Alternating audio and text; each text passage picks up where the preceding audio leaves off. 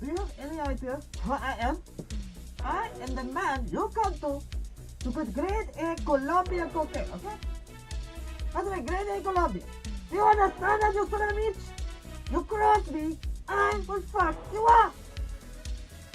Alright, yeah. You're by the docks. Okay, bye. What the fuck was that? DEA! This is a bust! Oh, shit!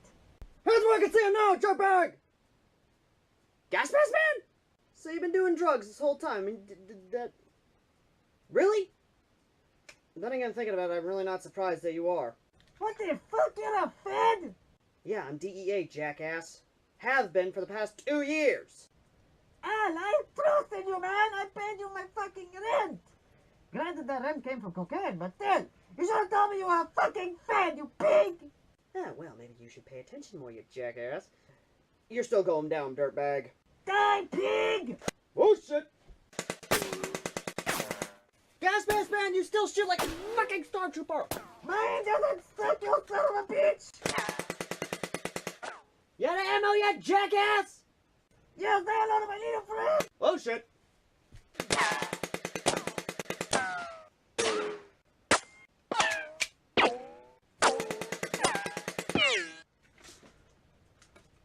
Ah, shit!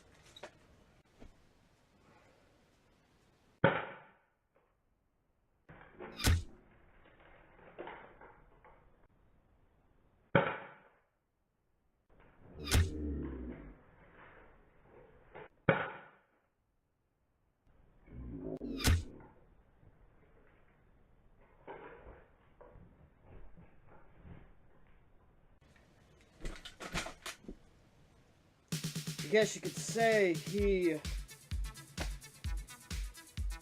ran out of gas. Oh god, that was so cheesy. Ladies and gentlemen, welcome to the review of the Beretta M92F, an 80s detective's best friend.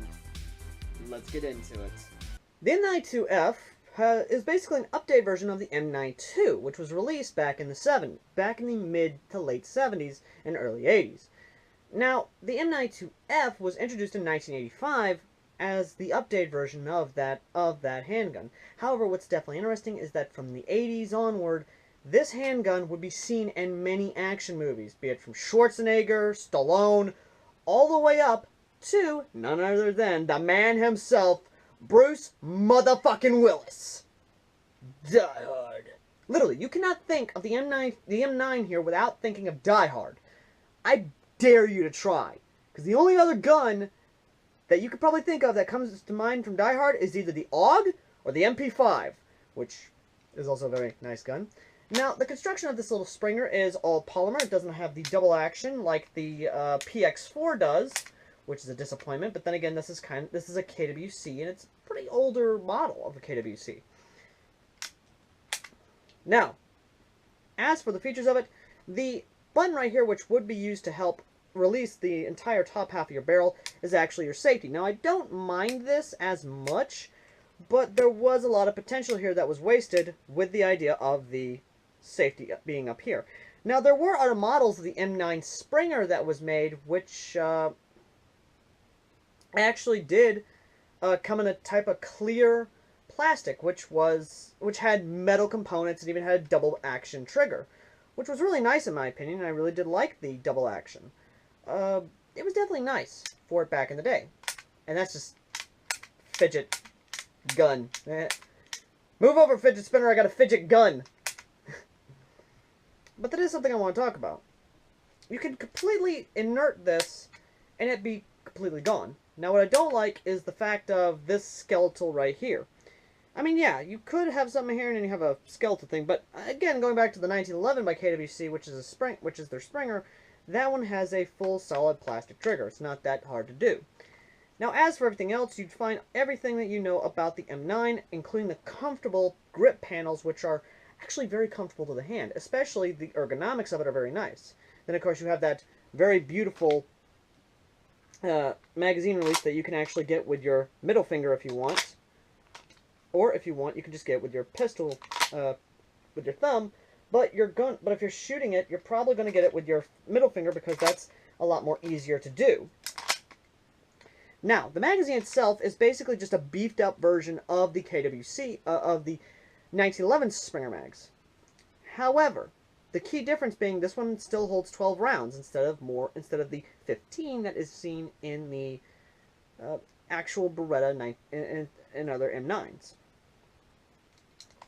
Now you're going to want to be careful also because while yes this does lock down, this button right here will release all the BBs, so you're going to want to be careful about that.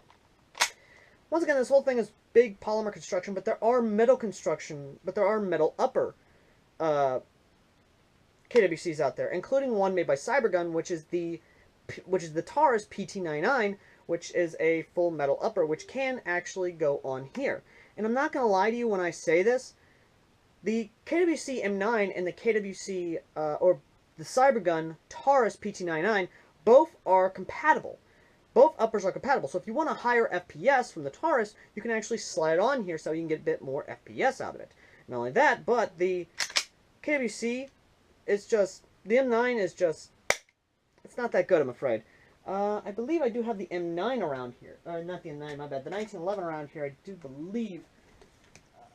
Here it is. Okay.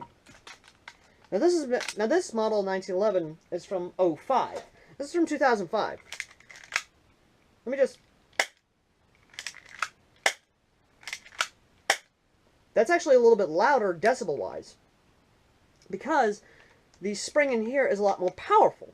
So why is it the spring that's in here, which is about a 380 FPS spring, could not fit in the M9, since the M9 has a little bit more of a beefy house, so you could have actually put a 380 FPS in here instead of the 280. Yes, this is a 280 FPS spring that's inside this pistol, which means you're going to be getting 280 FPS, and that's definitely going to affect the actual range of it, because believe me when I say, I have put rounds through this. I have yet to get a jam on this, which is very fortunate. But the biggest issue I have with this has to be the price tag. But we're going to get into my issues with it after the range video, so let's take this little handgun and go to the range. Here we are about 50 feet out, and we're not trying to get a target, we're just seeing if it will reach the distance. Now, right here is about 50 to 60 feet, about 59, 56, give or take. It's roughly 50 feet here, and then we'll take it back to about 100 feet that way and see how it does. Now, how does it do at 50 feet?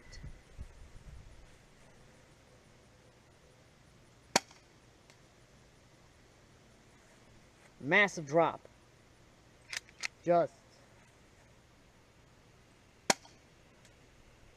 It's literally hitting the bottom of the door.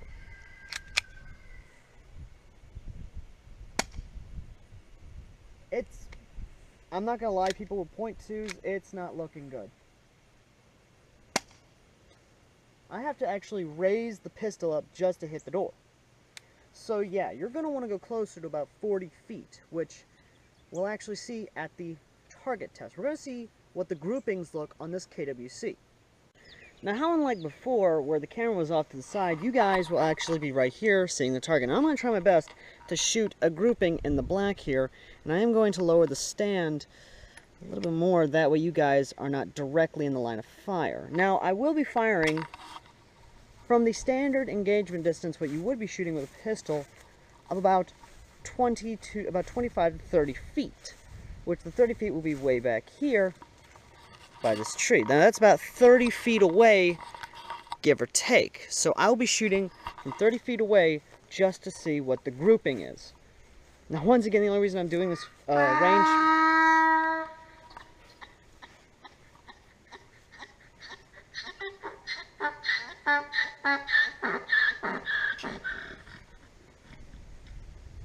My donkey approves. The reason I'm doing this range test again is because, well, my dumb self forgot to get combat footage. So, yeah, that's fun.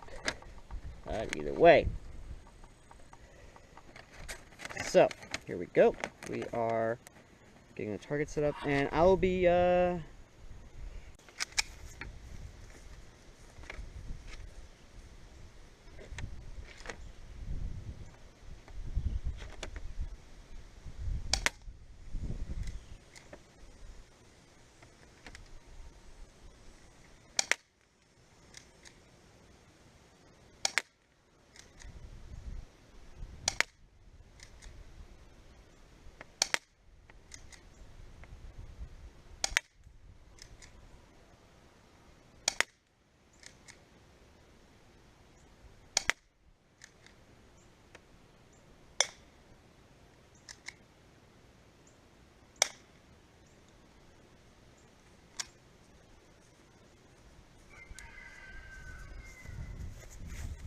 Okay, so all these shots here, I was aiming mostly here in the center.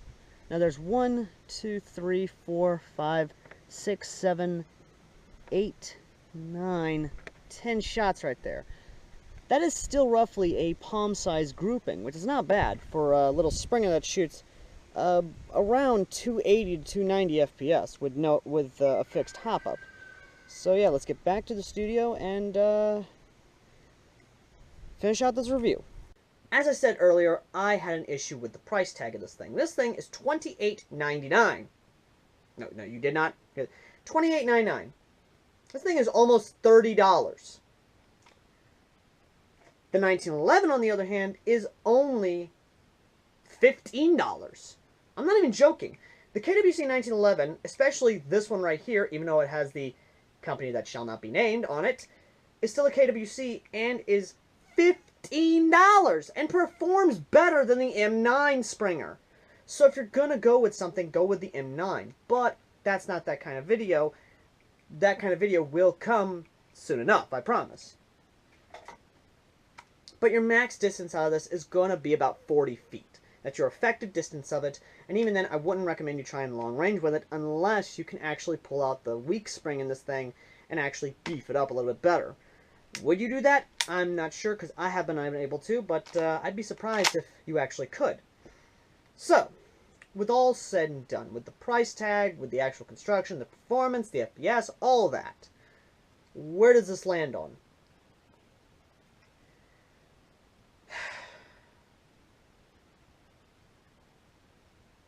It's a 6 out of 10.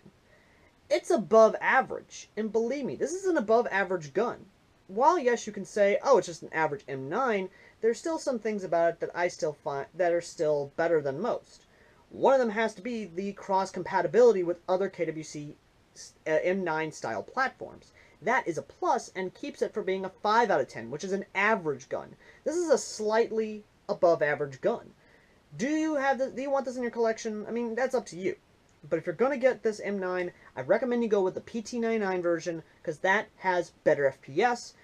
And definitely go with the metal slide version, because the FPS on that is a lot better, and you actually get more weight for your buck, and a lot more pop for your buck.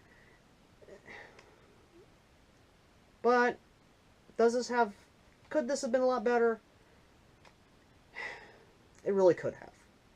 With the space that it has inside this, you could have fit a 380 FPS spring or even 350 spring instead of the 280 spring. But even then, in my opinion, this was wasted potential.